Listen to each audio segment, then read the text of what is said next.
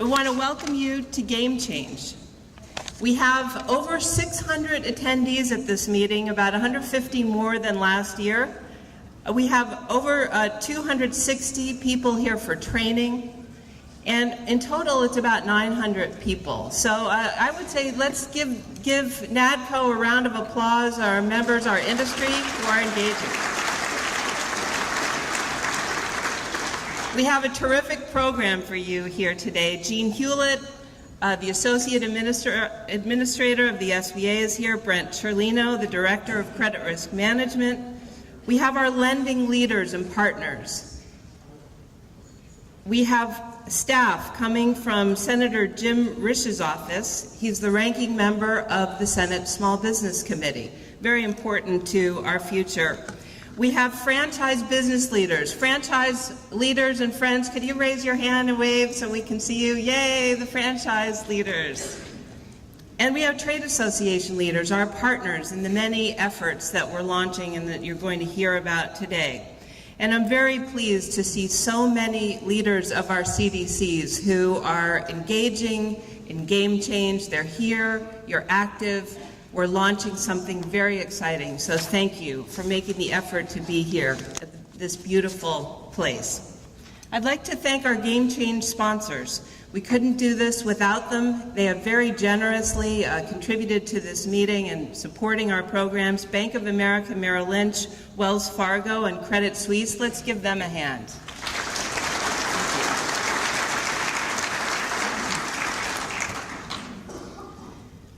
I was born in 1966 in Dayton, Ohio, to a federal mediator and a journalist. My family moved to India shortly after that.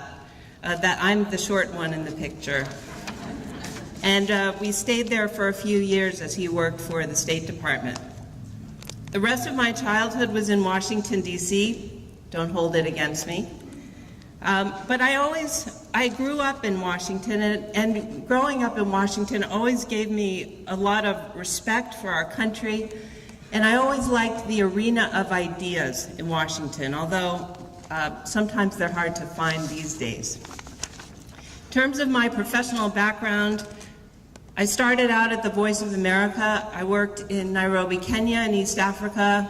I covered the fall of the Berlin Wall. That's how old I am, but you already know that. In the early 90s, I then went to work for Senator Sam Nunn, who was chairman of the Senate Armed Services Committee. He's also one of the founders of the 504 program, as you know. And I think it's a terrific legacy, and he's one of the best senators I think this country has had.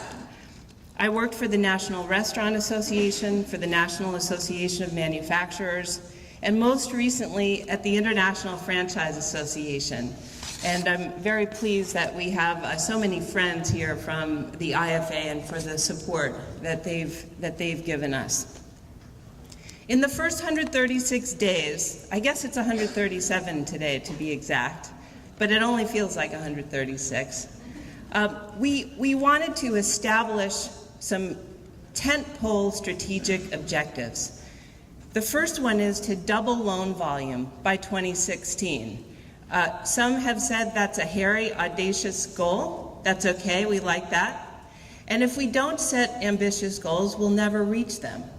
So we're going to double loan volume by the end of 2016. And that may take legislative help, such as extension of the debt refi. But however we get there, we're going to get there, and it's going to be good for our industry and good for America. To do that, we need to raise the profile of our industry, the 504 and all the microloans and other kinds of loans that you do.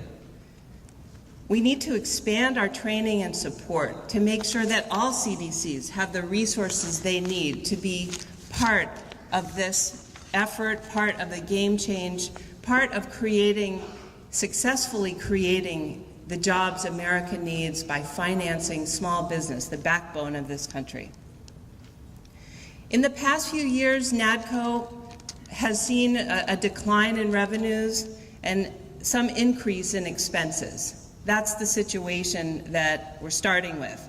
When we did the first budget, the first forecast, we were showing a $25,000 deficit in the organization. We weren't tremendously concerned because there are some big transition costs due to severance and the transition of leadership that will sunset next year, but still we were in deficit.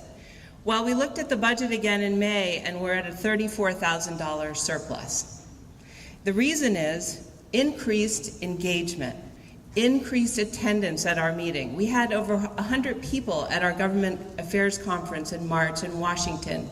Record attendance at this meeting.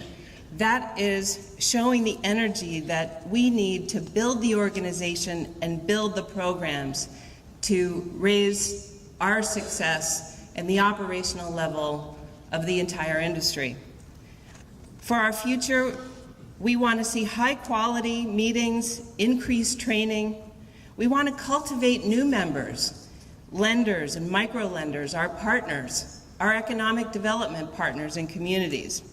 And our goal is to build the services, the capacity, and the effectiveness in NADCO to serve our members and to strengthen our industry.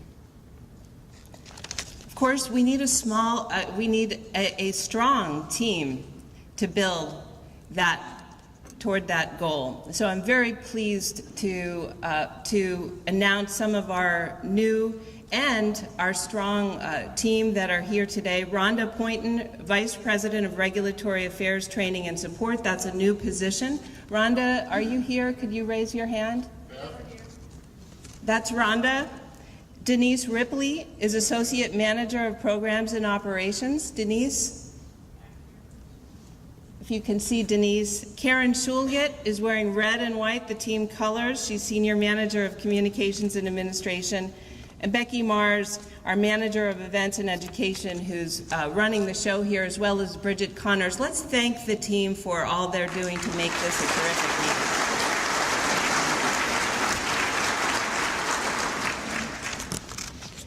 We need to strengthen member services and advocacy. That's what your trade association is for. So we're building a strategic communications program and marketing our industry. We're boosting our regulatory advocacy and our cooperation with the SBA. We want to focus on engagement, resources, events, and communication for our members. That's what we should be delivering to you. Part of strengthening member services is improving our technology and making our association more accessible. It starts, in many cases, with a website. That's how we are present in your offices every day, and we want to have a world-class website.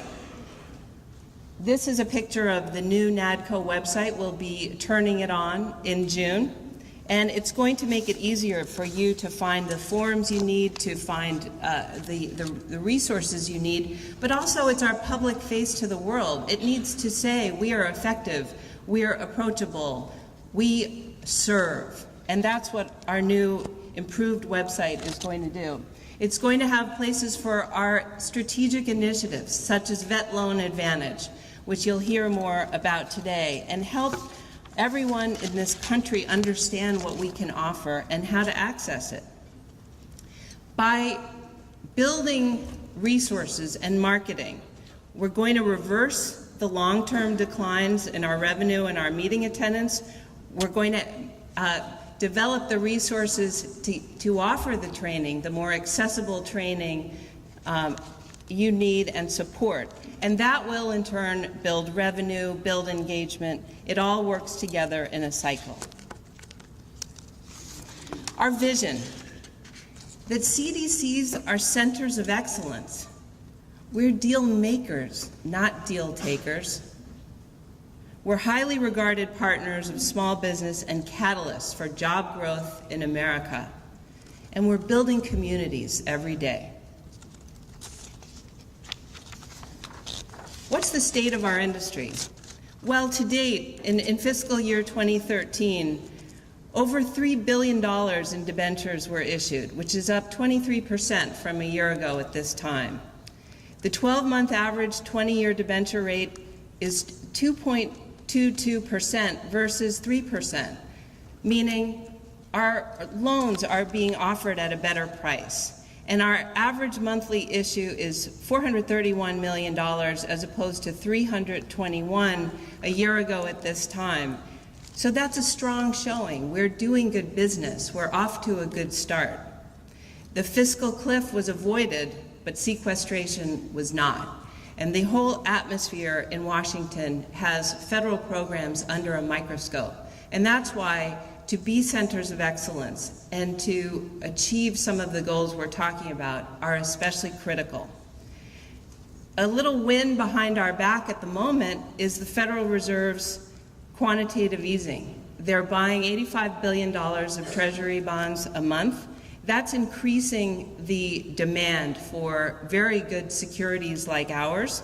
The Bank of Japan just announced they're going to do something similar, and that will push more money toward high-quality government-backed securities that our industry sells and that the loans you do every day provide.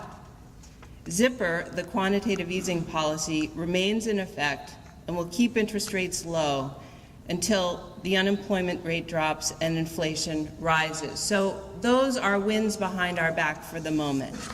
We're off to a strong start. Our legislative strategy is clear. We'd like to pass the CREAD Act, introduced by Senator Mary Landrieu.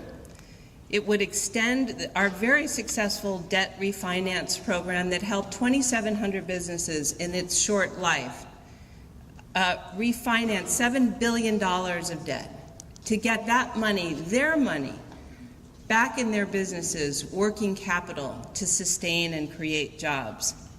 This will be a big help towards doubling our loan volume, and you'll hear more about what's happening in Congress later in the program. We need to return to zero subsidy. In this environment in Washington and in the fiscal environment in our country, which we know is not getting better anytime soon, we can't be targeted because we are costing when it's not necessary. So how are we going to achieve that legislative strategy and our goals? Well, we need a strong communications and advocacy strategy. From the beginning, the strategy has been to raise NADCO's profile for the dual purpose of increasing awareness of CDCs and 504 lending and ultimately increase our volume. We've done op-eds. We've generated media coverage starting with the State of the Union in February, where we organized a small business reaction to the State of the Union address. We had reporters from the AP, the Washington Post, USA Today, and the Wall Street Journal tuning in to that call and finding out about what we do. We exhibited at a craft brewers conference in Washington and the International Franchise Association convention, their most successful convention ever, in February. We've joined with other organizations in a coalition to support the CREAD Act that includes the International Franchise Association, the National Small Business Association, the National Association of Women Business Owners, because we need small businesses talking about what we do and how important it is for their success. In April, in partnership with those same small business organizations, we led a small business lending and investment summit. This was started by the International Franchise Association, really in the depths of the credit crisis, by my old boss, Steve Caldera, the CEO, and the tradition continues. This year we held it in the Senate. An SBA Administrator, Karen Mills, was there. You see her. Joe Wolf, our chairman, spoke with panels and a number of people who are here today, our board members. And we took that message directly into the Senate, that SBA loan programs are critical in this country and they're filling market gaps that need to be filled. We also need to use social media. I think if we're not communicating with social media, we're probably not communicating with people under 30, and that just doesn't work. We need to use social media for our future and making sure that everyone in this country understands what we do and the importance of small business and small business lending. So we have 100 Twitter followers and we're building that every day. We're off to a good start. It's also what's mainstream media. We've had 504 media hits. Now, some of you from the IFA and bigger organizations might not think that's a big number, but that's 500 media articles that mentioned the 504 and the small business lending that we do. Our earned media impact is not just for its own sake. It's third-party affirmation that helps policymakers and influencers understand and respect what we do so that they can support it and make sure that it continues. Just last week, we were in Cincinnati, where we held the first of our grassroots strategy launch events at Hamilton County Development Company.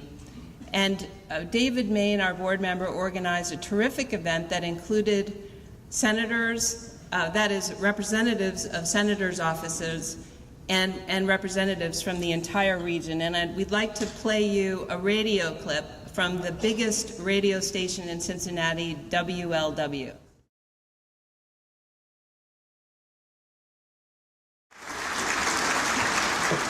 Whatever it takes. So we're taking that show on the road, for better or for worse. But we also have a number of co-sponsors already lined up. As you can see, both sides of the aisle. We're working it. We're asking you, everyone in this room, to contact your legislators. We know many of you are already doing this. There's a lot of support out there. Many of you are institutions in your communities, and people know you, and the members of Congress and your governments listen to you. So it's important to call them, write them, to support the CREAD Act. And at this meeting, we'll be offering you tools and solutions to help you do that. Our partners at Hamilton Place Strategies are helping us build a database of the success stories we have to make the media aware of them, and we'll be doing events all across the country. You're going to, at this meeting, get toolkits to help you and your colleagues do that advocacy that's going to get the debt refinance back. And as I said, we're going to be doing regional events and earned media. Regional op-eds, regional press releases, local impact leads to impact in Congress, and that's what we're going to do. On from the CREAD Act, we've established several strategic initiatives to raise the profile of this industry. Later today, you'll hear more about Vet Loan Advantage, which is our effort to support veterans in getting access to the capital they need to build small businesses, maybe to invest in a franchise. We have a women's lending initiative which kicked off on Mother's Day with an op-ed on CNBC.com. We want to increase education and awareness of capital access for female entrepreneurs. 10 million of them own businesses in this country. NADCO is partnering with the IFA, with Fran Data, Franchise Times, and others to increase education and awareness of capital access, how we can help franchise borrowers. And we're going to be launching a small business lending index, because every month we have a story to tell about the loans that have been done. And we're going to use that again to develop an audience in the media and give ourselves a voice on small business issues and capital access issues in this country. All of this, grassroots, advocacy, and earned media, will continue to build support for the CREAD Act, the 504, and the important work that you do. Once again, our vision, that CDCs are centers of excellence, that we're deal makers, not deal takers, that we're highly regarded partners of small business and catalysts for job growth in America, and that we're building communities. Game change means a lot of change coming our way. In fact, waves of change, but oceans of opportunity. Thank you so much for being here, and I hope you have a great meeting.